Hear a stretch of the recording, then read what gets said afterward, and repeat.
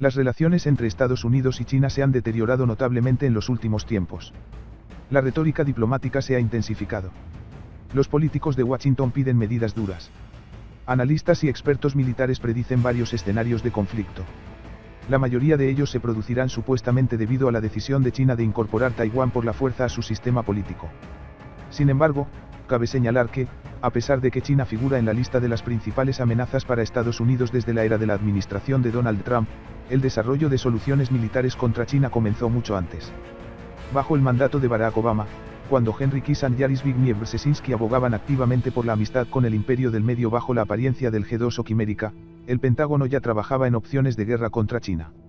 Estrategias para la contención activa de China. El concepto más antiguo y específico para librar una guerra contra China se denomina batalla aire-mar. Fue introducido por el Departamento de Defensa de Estados Unidos hace más de una década y se basaba en doctrinas similares anteriores que justificaban la superioridad aérea.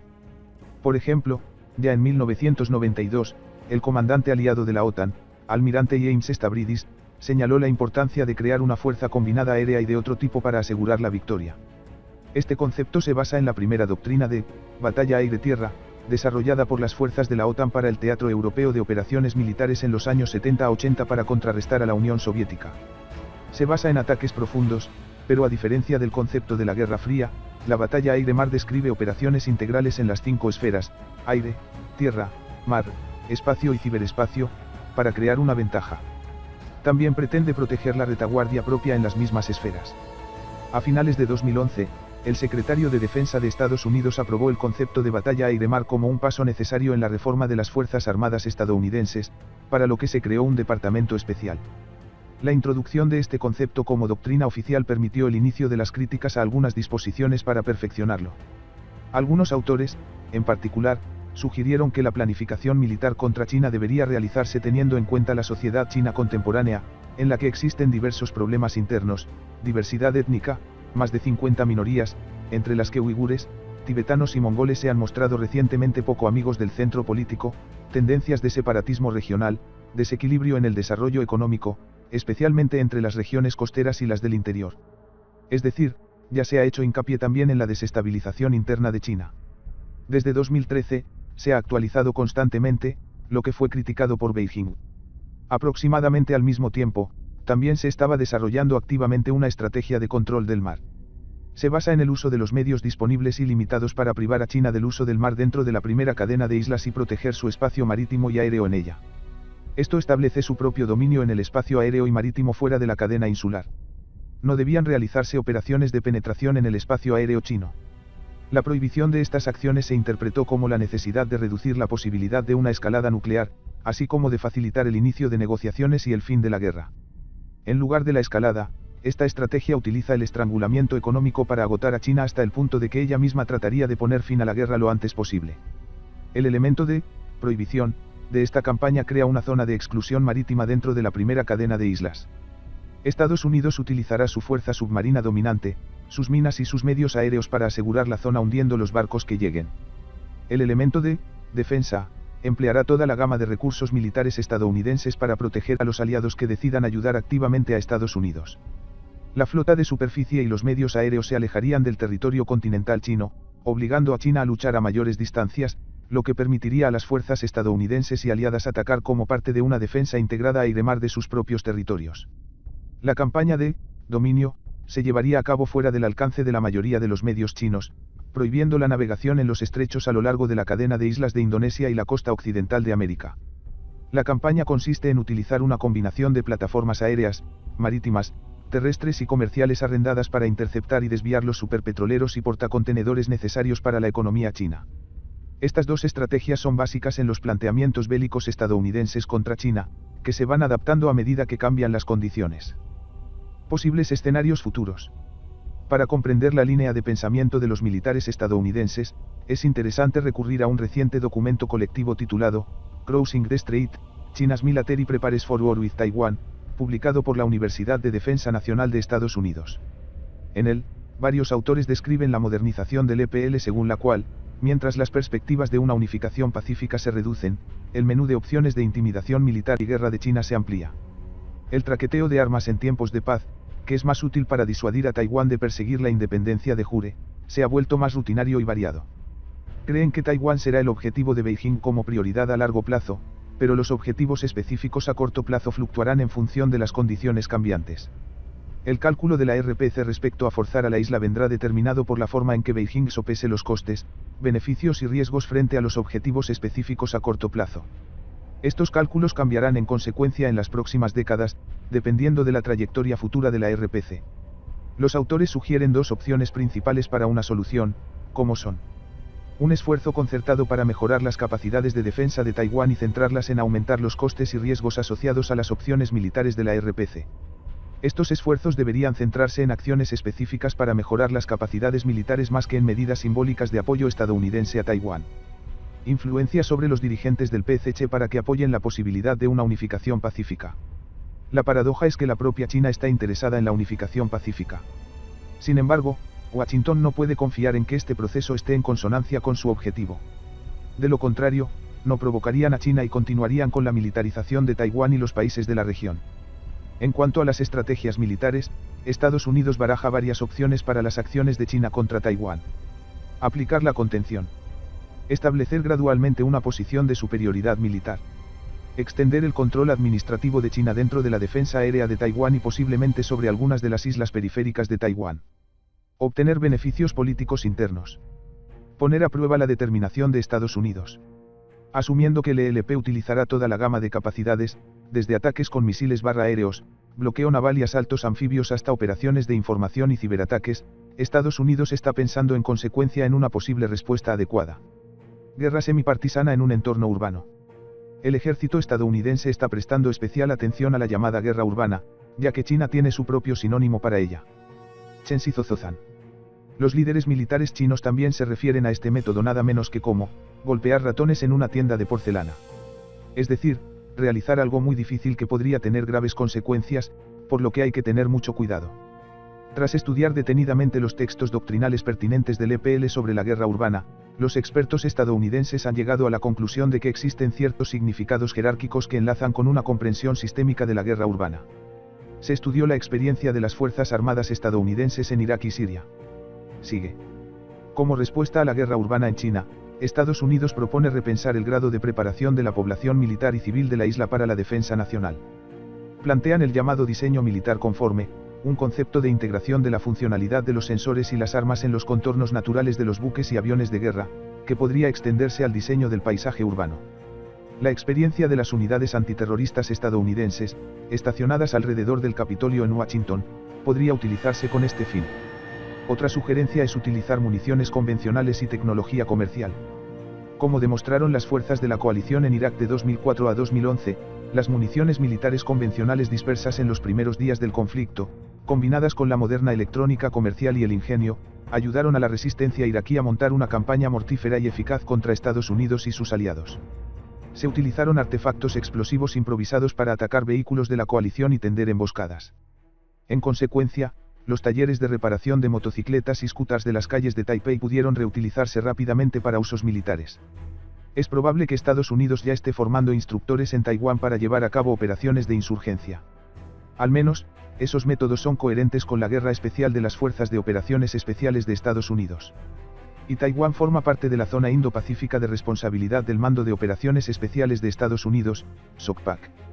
Asimismo, los expertos militares estadounidenses recomiendan un reconocimiento adecuado para identificar las unidades que podrían utilizarse para tomar China. Debe prestarse especial atención a los grupos de desembarco y así incluyen fuerzas especiales para la guerra urbana. Esto ayudará a predecir si las operaciones en la isla serán prolongadas, impidiendo un rápido reconocimiento de la soberanía de la RPC sobre Taiwán. Estados Unidos también vigila de cerca las capacidades de movilización y logística de China, pues cree que son bastante eficaces. En este sentido, se aconseja a los militares taiwaneses que promuevan varias contramedidas a la vez. En primer lugar, se trata de mejorar la capacidad de transición de las operaciones en tiempos de paz a las de guerra. En segundo lugar, se trata de reforzar las capacidades de recopilación y análisis de inteligencia, ampliando así el margen de tiempo para la alerta temprana mediante la obtención de información vital sobre la movilización de material y transporte del EPL. El tercero es la integración de sistemas de armas de ataque de precisión de largo alcance para mejorar las capacidades de guerra de supresión unificada, Liancia Zhuojian, de Taiwán, basadas en el concepto global de defensa. Estos sistemas de ataque deberían combinarse con la guerra cibernética y de la información para lanzar ataques contra los nodos de movilización logística del EPL con el fin de perturbar su ritmo de batalla y apoderarse del espacio y el tiempo estratégicos. Estas medidas podrían aprovechar las deficiencias existentes en el apoyo logístico y la movilización del EPL. Los estadounidenses creen que si el EPL quiere una victoria rápida en la invasión de Taiwán, debe confiar en el buen funcionamiento de su plan de apoyo logístico y movilización. En consecuencia, será fundamental para los militares taiwaneses sabotear los sistemas de logística y movilización del EPL al comienzo de la guerra. O quizás en la fase de preparación, lo que incluiría el sabotaje del territorio chino y ataques cibernéticos. Concepto global de defensa. En 2017, el entonces jefe del Estado Mayor de Taiwán, el almirante Lee Zemin, propuso un nuevo enfoque para la defensa de Taiwán, llamado concepto de defensa global. Se trata esencialmente de una estrategia asimétrica que utiliza la movilidad, el camuflaje, las tácticas de enjambre y los enfoques innovadores para complicar la capacidad del EPL de encontrar y destruir las plataformas, objetivos, taiwanesas, especialmente en las primeras fases del conflicto. Como todos los conceptos de este tipo, se basa en maximizar la ventaja de la defensa y pretende derrotar al enemigo en el momento de vulnerabilidad, es decir, cuando se encuentra en la zona costera. Así, la primera fase de la acción militar según el concepto de defensa global consiste en mantener las fuerzas armadas propias durante el ataque inicial del EPL a la isla y su bloqueo. Las fuerzas armadas de Taiwán deben representar un gran número de pequeñas unidades móviles que puedan abandonar las bases, ocultar sus posiciones y dificultar que sean detectadas. Luego viene la batalla decisiva en la zona costera, que se extiende a lo largo de un centenar de kilómetros. Los elementos clave para ello son los campos de minas y los misiles de crucero antibuque. Se pueden utilizar drones submarinos, aviones o barcos para crear campos de minas alrededor de la isla. Los expertos militares estadounidenses llaman a esto parte de la estrategia del puerco espín. Taiwán ya ha solicitado a Estados Unidos minas marítimas Kickstrike Mk-64 lanzadas desde el aire para reabastecerse y poder desplegarlas rápidamente al comienzo de un conflicto. Taiwán también dispone de minas Mk-6 de la época de la Segunda Guerra Mundial que compró a Estados Unidos y cuya fiabilidad comprueba periódicamente. Además, la Changshan National Defense Company produce minas desde 2002.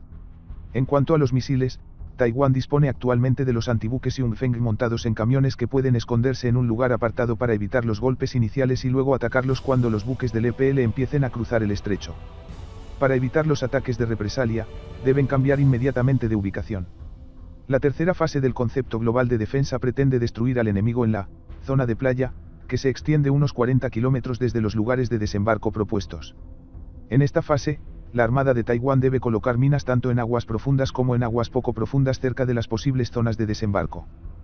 Para esta misión se está construyendo una nueva flota de buques lanzaminas automatizados de alta velocidad, el primero de los cuales sería votado en agosto de 2020. Las guías de colocación de minas podrían instalarse en varias clases de buques de superficie. También se sabe que se incluirán en el diseño de las corbetas que se espera que entren a formar parte del ejército taiwanés.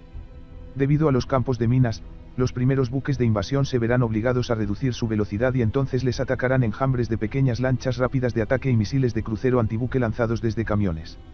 En particular, es importante alcanzar a los buques clave del EPL, especialmente los de asalto anfibio que transportan mano de obra, infantes de marina, y los buques de reacción rápida que transportan vehículos y blindados.